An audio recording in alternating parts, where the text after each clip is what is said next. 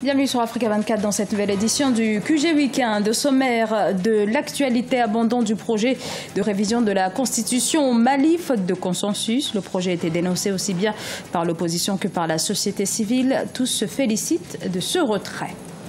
Au Bénin, la vente à la sauvette désormais interdite à Cotonou, une décision préfectorale dans le sillage des mesures visant à encadrer les espaces publics. Et les éliminatoires du championnat d'Afrique des Nations de football 2018 face aux indéfectibles ougandais. Et après un match très disputé, le Rwanda est à présent hors compétition.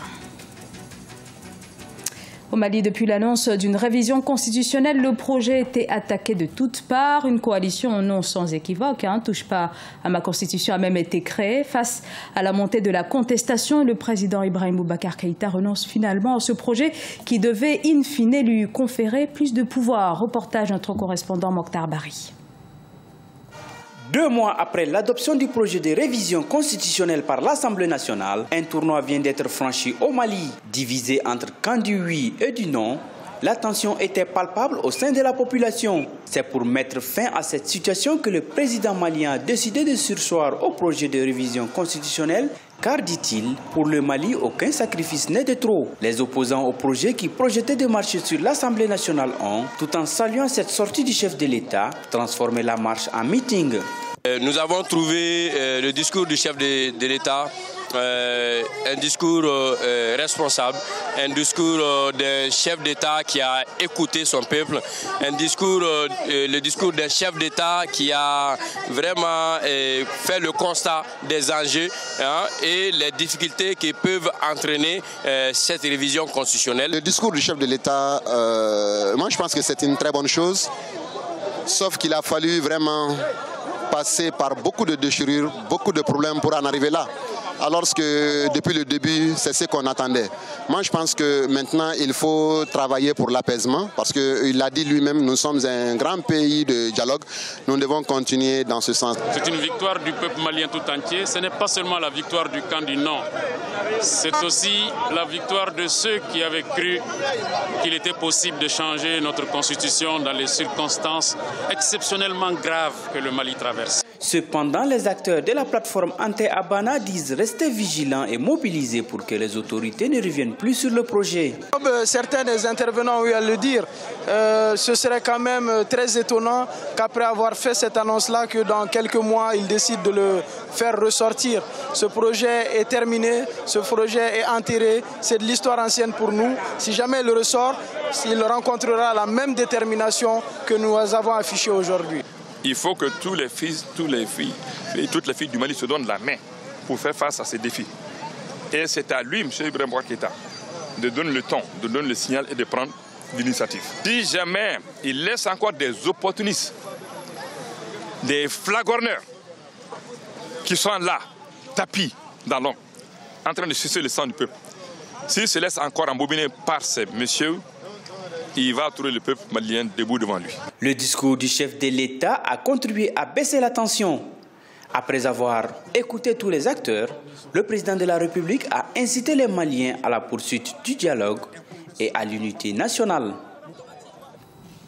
Sur les trottoirs des grands axes de Cotonou, la capitale béninoise, les vendeurs à la sauvette se multiplient chaque jour un peu plus. Les autorités interdisent désormais la vente sans autorisation légale. Une vente à la sauvette qui palliait pourtant un chômage qui ne cesse de prendre de l'ampleur. Reportage Leftioun. À Cotonou, la capitale économique du Bénin, l'autorité préfectorale interdit la vente à la sauvette sur les artères et les carrefours de la ville. Cette mesure est le prolongement de l'opération de libération des espaces publics entreprise par le gouvernement depuis le mois de janvier 2017. Cette décision vient mettre en difficulté un secteur qui permettrait à des centaines de vendeurs ambulants de subvenir à leurs besoins quotidiens. Venus de plusieurs horizons, ils sont pour la plupart des chômeurs et de jeunes élèves. Nous ne vendons pratiquement plus rien au niveau des carrefours. Nous sommes très souvent obligés de baisser les prix afin de pouvoir survivre. Suite à l'opération de libération des espaces publics, les vendeurs des produits des petites boutiques ont aussi pris d'assaut les artères.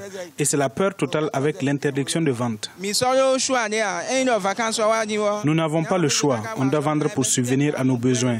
C'est une activité des vacances. Ça me permet de préparer la rentrée scolaire. Franchement, on court plusieurs risques maintenant avec cette interdiction. Parfois, on abandonne les clients à la vue des forces de l'ordre. La vente à la sauvette constitue une activité à risque, aussi bien sur le plan sanitaire que sur le plan psychologique. De nombreux observateurs estiment que l'interdiction de cette activité en vue de faciliter la circulation, de rendre propre et attrayante la ville de Cotonou, peut engendrer plusieurs conséquences sur le plan social. Si ces vendeurs ambulants n'avaient plus d'autres espaces pour pouvoir vaquer à leurs occupations, cela pourrait créer des problèmes sociaux. L'autre chose aussi est que cela pourrait compromettre peut-être ces apprenants ou bien ces parents qui sont en train de vaquer à ces activités-là pour pouvoir subvenir à la préparation de la rentrée scolaire de leurs enfants. Certains observateurs estiment que la vente à la sauvette est un mal nécessaire en raison de sa contribution à la survie des vendeurs ambulants. Rappelons que le préfet du littoral, Modeste Toboula, a entamé depuis le mercredi 9 août 2017 une campagne de sensibilisation pour amener ces occupants illégaux de l'espace public à déguerpir volontairement avant les actions de répression annoncées pour les prochains jours. L'enseignement supérieur au Sénégal est fortement compromis. En cause, un nombre insuffisant d'enseignants dans les universités. Dans les prochains mois, cette carence sera d'autant plus alarmante que les autorités ne laissent que peu d'espoir quant au remplacement des postes laissés vacants par les départs à la retraite. Reportage El Hadjon Ndiaye. Au Sénégal, les universités publiques pourraient bientôt manquer d'enseignants. Selon une étude commandée par le syndicat autonome de l'enseignement supérieur, 481 professeurs partiront à la retraite d'ici à 2025. Une situation qui va réduire un peu plus le taux d'encadrement des étudiants qui est déjà très faible. Effectivement, nous sommes dans une situation qui est extrêmement difficile pour les universités publiques où vous avez donc beaucoup d'enseignants qui arrivent très tardivement donc au grade d'enseignant magistral, mais également une surcharge de travail qui est extraordinaire, plus un effectif d'étudiants qui est extrêmement important, et vous avez également une pyramide donc des âges qui montre que la plupart donc des enseignants là qui sont recrutés par cohorte vont partir donc par groupe dans les années à venir, ce qui nous amènerait à un déficit criant donc d'enseignants chercheurs au niveau des universités publiques. Au total, ce sont 2086 enseignants permanents pour des milliers d'étudiants dans les universités publiques. Le Sénégal est loin du ratio 1 enseignant pour 30 étudiants recommandé par l'UNESCO. L'université Cheikh Anta Diop de Dakar illustre parfaitement ces déficits. Pour 100 000 étudiants, on ne recense que 1400 enseignants, dont la moitié n'est pas habilitée à encadrer des mémoires. La situation actuelle de la pénurie d'enseignants, vraiment nous vivons ces situations parce qu'à l'heure actuelle, nous sommes à l'université, vu le nombre pléthorique d'étudiants, aussi le nombre tellement restreint d'enseignants. Nos frères qui sont en master vraiment rencontrent ces difficultés. Parfois ils ont des problèmes d'encadrement. Même on a vécu des semaines dernières, voire même des années précédentes, des grèves qui sont à l'origine de cette pénurie parce que les enseignants n'acceptent pas d'encadrer un certain nombre d'étudiants. Comme solution, le syndicat autonome de l'enseignement supérieur recommande le relèvement de l'âge de la retraite à 70 ans pour permettre aux universités de relever le taux d'encadrement. Quand on atteint les 70 ans, on n'a plus ce courage, on n'a plus cette motif quand même d'accompagner les élèves ou bien de préparer suffisamment les leçons. Donc on doit quand même former la jeunesse pour qu'ils prennent la relève. Du côté de l'État, des efforts sont faits dans ce sens avec le recrutement de plus de 500 enseignants en 2016 et compte en recruter autant. Un pays hôte lors de la précédente édition, le Rwanda ne participera pas à la phase finale du championnat d'Afrique des Nations. Le pays s'est en effet incliné au dernier tour des éliminatoires face à l'Ouganda et malgré une victoire au match retour. Reportage Fraternanda Kassianga. Le Rwanda bat l'Ouganda de but à 0 le 19 août 2017 à Kigali, mais ne se qualifie pas pour le championnat d'Afrique des Nations 2018. En effet, les Amavubi s'étaient inclinés lors de la manche allée à Kampala face au Gru couronné 3-0. Les Rwandais ont donc rapidement marqué 2 buts dans le premier quart d'heure de jeu lors du match retour pour espérer faire un exploit. Mais le score restera inchangé au cours des 90 minutes. Les locaux manquent de peu toutefois la qualification. Nous avions planifié de mettre la pression sur l'équipe ougandaise et marquer un 3e but dans la deuxième mi-temps. mais ça n'a pas marché. Il faut d'abord comprendre que nous avons des joueurs encore très jeunes qui apprennent toujours comment affronter l'adversaire.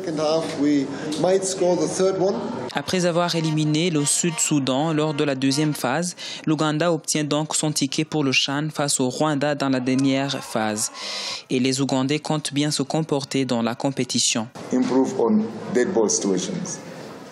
Nous perdons trop le ballon et nous devons corriger cela en tant qu'équipe. Sinon, nous nous apprêtons déjà à affronter l'Égypte et nous comptons sur nos professionnels pour gagner le challenge qui est devant nous.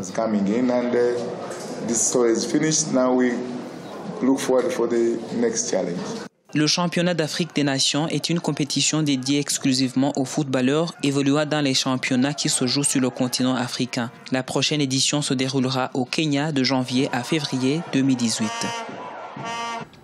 Et on fait également le point sur l'afro-basket chez les dames avec les résultats de ce samedi. Dans le groupe B, tout d'abord, les Sénégalaises tenantes du titre ont battu le Mozambique 76-67. Quant aux Égyptiennes, elles ont largement dominé les Guinéennes avec 109 contre 78. Le Nigeria s'est également imposé avec 84-47 contre la République démocratique du Congo. Dans le groupe A, cette fois, la Tunisie s'est imposée par 96-51 face à la Centrafrique. Victoire également de la Côte d'Ivoire 57-54 face au Cameroun. Déception par contre chez les Maliennes qui ont perdu face aux Angolaises sur un score de 59-68. Sylvain Lotti, entraîneur de l'équipe malienne, revient justement sur cette défaite. Vous savez, on gagne le troisième quart-temps.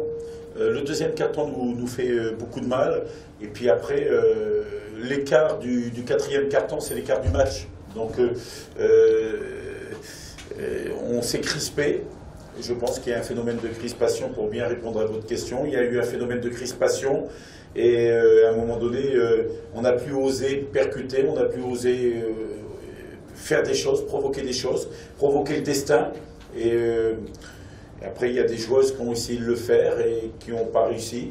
Mais il y a des joueuses qui ont assumé un rôle et un équilibre de statut dans l'équipe.